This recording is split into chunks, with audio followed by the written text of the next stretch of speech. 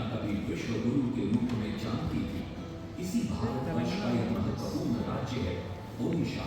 प्राचीन काल में ये कलिंग के नाम से विख्यात था। सूर्य की पहली किरण इसी प्रदेश के एक कोण पर पड़ती है।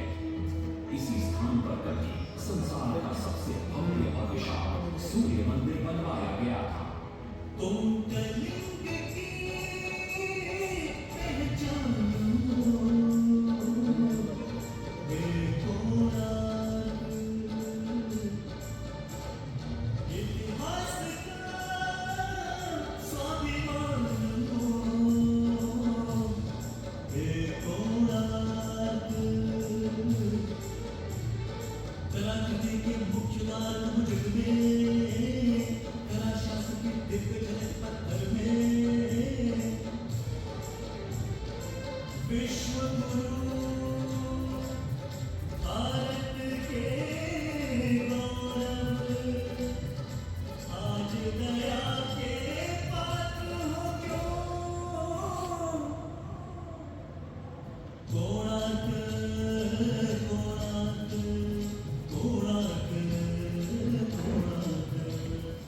सैकड़ों साल पहले की बात है। पुरातात्विक दस्तावेज के तौर पर संग्रहित पुस्तक मागला पांजी और बाया चक्रा में उल्लेख है कि 13वीं सदी में गंग वंश के राजा लांगुला नरसिंहदेव ने इस सूर्य मंदिर का निर्माण करवाया था।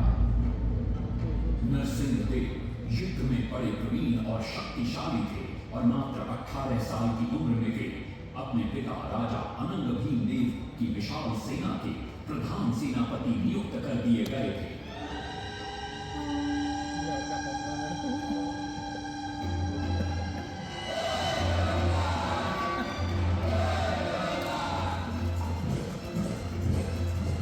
सेनापति बनने के बाद नरसिंहदेव ने अपने कुशल नेतृत्व से दक्षिण के कई आक्रमणकारी राजाओं को युद्ध में हराया।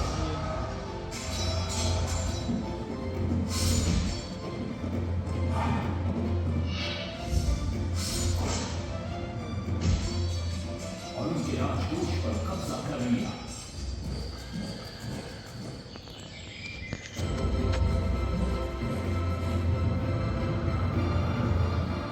तत्पश्चात उन्होंने विजय पूजा, जिसे आज हम वारंगल के नाम से जानते हैं,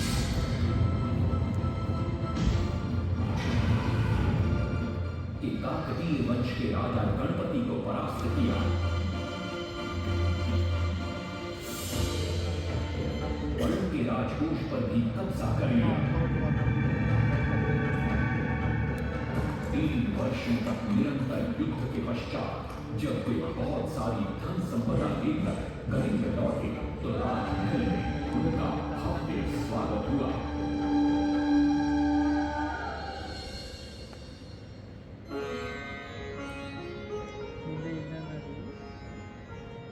राजमाता कस्तूरी देवी पुत्र नरसिंहदेव की वीरता से बहुत प्रसन्न हुई और पुत्र के सामने अपने मन की इच्छा प्रकट की।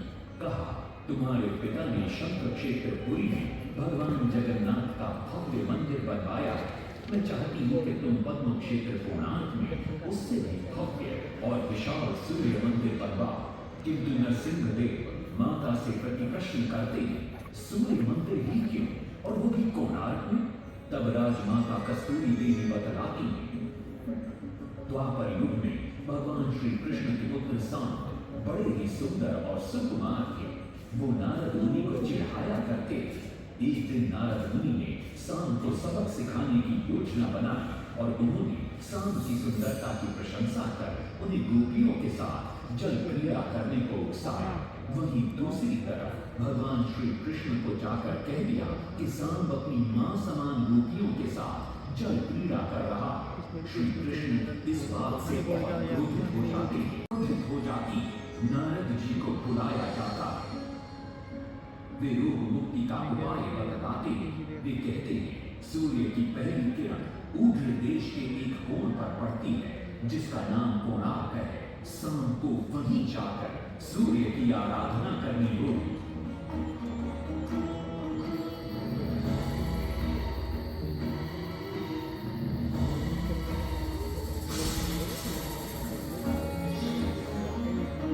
बहुत ही लंबी लंबी और कठिन यात्रा के पश्चात सांब अपने सैनिकों और सेवकों के साथ कोणार्क की चंद्रभागा नदी के तट पर पहुंचते हैं और नित्य प्रातः स्नान के बाद सूर्य की आराधना आरंभ करते हैं।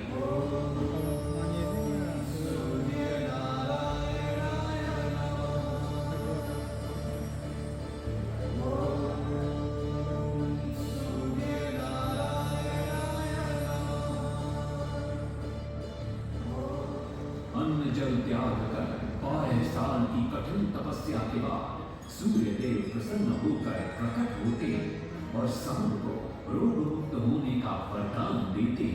पुत्र, आज रात्रि के चतुर्थ प्रहर में स्नान करते समय नदी के तल में तुम्हें एक वस्तु मिलेगी, वो मेरा ही प्रतिरूप होगी। उसका स्पर्श पाते ही तुम इस कोढ़ रोग से मुक्त हो जाओगे। स्नान के पश्चात सांब जब नदी से बाहर आते तो वो रोग मुक्त हो चुके होते। उनके हाथ में एक छोटा सा पत्थर है। उनके सुंदर और सुकुमार शरीर को देखकर सारे अनुचर और सिपाही प्रसन्न होते। सांब उस पत्थर को वहीं स्थापित कर एक छोटा सा मंदिर बनवाते।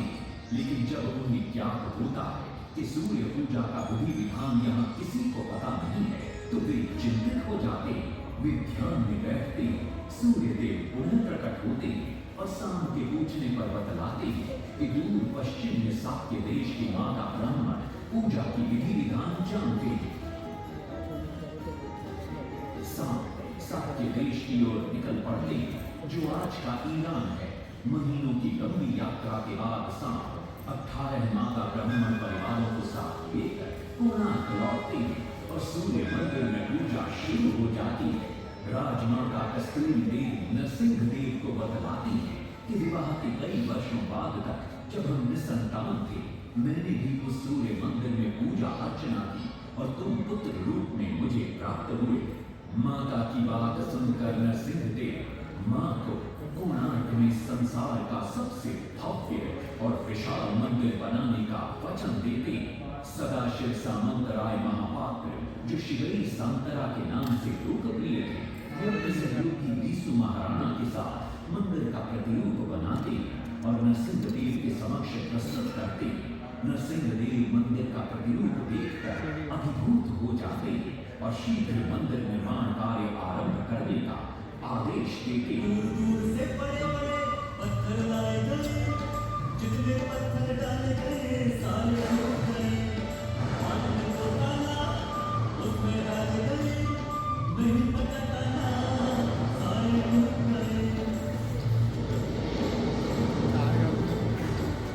सिर्फ शांत ना हुए परेशान, किसी विधि मंदिर बने। सिर्फ शांत ना हुए परेशान, किसी विधि मंदिर बने। एक दिन वे चिंतामग्न कोणार्क लौट रहे थे, तभी उन्हें प्यास महसूस हुई। उन्हें पास ही में एक कुटिया दिखाई पड़ती है जहाँ एक बूढ़ी औरत से उनकी भेंट होती है। शिवई सांतरा पानी मांगते हैं। बूढ़ी औरत पानी के साथ गरम गरम भोजन भी लेकर आती है। वे थाली के बीच में हाथ डालते हैं जिससे उनका हाथ जल जाता है। तब वो बूढ़ी औरत मुस्कुराकर कहती है, तुम तो शिवई सांतरा की तरह बीच से भोजन उठाकर खा रहे हो। ये सुनकर शिवई सांतरा को अपनी भूल का एहसास होता है। माता रामचंद्र ने उपाय सुझाया, समझे सिर्फ सांतरा। घर बनवाना शुरू करते हैं और मंदिर निर्माण का कार्य तेजी से आगे बढ़ने लगता है। 1200 शिल्पियों ने 12 वर्ष में मंदिर बनाया।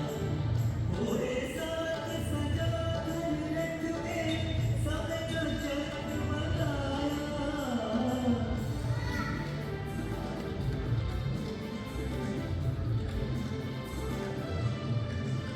दूसरी तरफ कलिंग के उत्तर के राज्यों के नवाबों के बार बार राज्य पर आक्रमण हो रहे थे। इन आक्रमणों से क्रोधित होकर नरसिंह देव अपनी विशाल सेना को लेकर युद्ध के लिए निकल पड़े।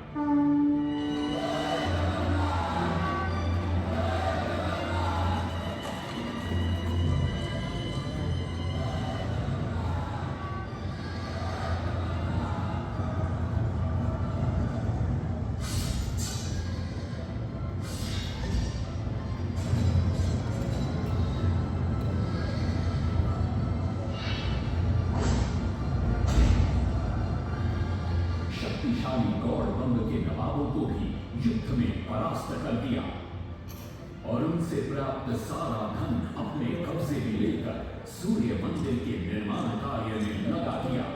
1200 कारीगरों के अथक प्रयास से 12 साल बाद विशाल और भव्य सूर्य मंदिर बनकर तैयार हुआ। उस समय के लोगों में वास्तुशास्त्र, ज्योतिष शास्त्र और खगोल शास्त्र का जो ज्ञान था, उसे देखकर आज के बड़े बड़े वैज्ञानिक भी आश्चर्यचकित रह जाते हैं। कई प्रयासों के बाद भी मंदिर के गुंबद पर कलश स्थापित नहीं हो पा रहा था। क्रोधित नरसिंह देव ने आदेश दिया कि कल प्रातः काल तक यदि कलश स्थापित नहीं हुआ तो सबके सब धड़ से अलग कर दिए जाएंगे। सभी शिल्पकार घोर चिंता में डूब जाते।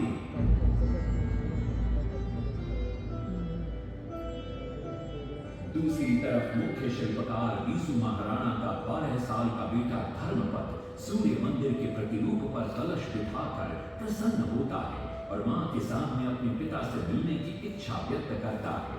मां अपने बागीचे के पेड़ पोटली में बांध कर देती है और कहती है, अपने कुत्ते बलिया को साथ लेकर कोणार्क जा। बलिया अपने मालिक को पहचान लेता है और बीसू महाराणा से लिपट जाता है। धर्मपद अपने पिता को प्रणाम करता है और अपना परिचय देता है। सबको चिंता में देखकर वो अपने पिता से इसका कारण पूछता है। कारण जानकर धर्मपद कहता है, अगर आप आज्ञा दें तो मैं मंदिर के गुंबद पर कलश स्थापित कर सकता हूं। शिवे सांतरा धर्मपद को अनुमति दे देती। धर्मपद गुंबद पर चढ़ जाता है और कुछ ही समय के प्रयत्न के पश्चात वो कलश को स्थापित करने में सफल हो जाता है। गुंबद पर कलश स्थापित होते नीचे गर्भगृह में चारों दिशाओं में लगे चुंबकों के आकर्षण से सूर्य महाप्रभु की मूर्ति शून्य में स्थापित हो जाती है। सब धर्मपद को कंधे पर बिठाकर खुशी से नृत्य करने लगते हैं। तभी कुछ कारीगर इसका विरोध करते हुए कहते हैं, अगर सुबह राजा को ये पता लग गया कि इस बच्चे ने कलश को स्थापित किया है तो किसी का बचना संभव नहीं है, इसलिए धर्मपद को मरना होगा। इस बात से शिवे सांतरा बड़े क्रोधित हो जाते हैं। भीषण वाद विवाद छिड़ जाता है। ये सब देखकर धर्मपद गहरी चिंता में पड़ जाता है और वो सोचता है कि यदि मेरे जीवित रहने से इन सब का सर काट दिया जाएगा तो इससे अच्छा है कि मैं आत्म बलिदान कर दूं ताकि सबके प्राण बच जाएं। और उसी पल धर्मपद नवनिर्मित सूर्य मंदिर के शिखर पर चढ़ जाता है।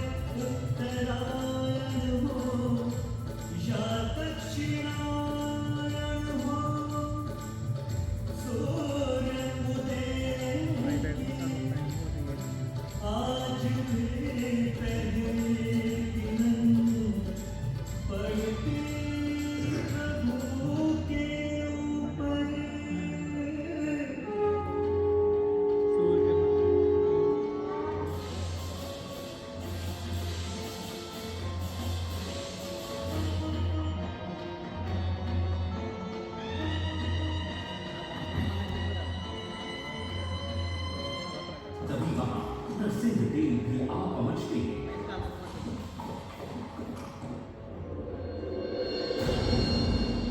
और सूर्य महाप्रभु को शून्य में स्थापित देख वे भी आनंद से भर जाते और शिवे सांतरा की भूरी भूरी प्रशंसा करते। वो ये भी घोषणा करते कि माघ शुक्ल पक्ष की सप्तमी को मंदिर की प्राण प्रतिष्ठा की जाएगी। लेकिन शिवे सांतरा कहते, राजन तिथि तो अच्छी है, लेकिन मंदिर की प्राण प्रतिष्ठा के लिए ये शुभ नहीं है। किंतु राजा अपनी बात पर अड़ जाते। शिवे सांतरा को दुख होता है और कोई वाद विवाद किए बिना वे हमेशा के लिए वहां से चले जाते।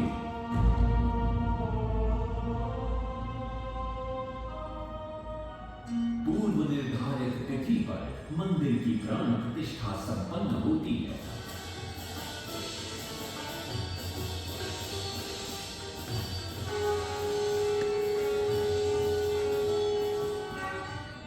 लेकिन कुछ दिनों बाद अमंगल होना शुरू हो जाता है। सबसे पहले विराट सिंह की मूर्ति नीचे आ गिरती है। तत्पश्चात मंदिर की शिलाओं का गिरना भी शुरू हो जाता है। नरसिंहदेव को अब समझ में आता है कि शिवई सांतरा का कहना सही था, लेकिन देर हो चुकी थी। बहुत साल बाद मंदिर के आसपास जंगल उगा और ये मंदिर घने जंगलों के बीच छुप गया। जब अंग्रेजों ने जंगल के बीच इस मंदिर को देखा तो उन्होंने इसका पुनरुद्धार किया। आज आप उसी विशाल मंदिर के भग्नावशेष देख रहे हैं। ये है इस प्रसिद्ध मंदिर की कथा। अब इस कथा में कितनी सत्यता है और कितनी कल्पना है, ये तो किसी को नहीं मालूम, लेकिन ओडिशा की जनश्रुतियों में यही कथा विद्यमान है। तुम कलिंग की पहचान बेथोड़ा इतिहास का स्वामी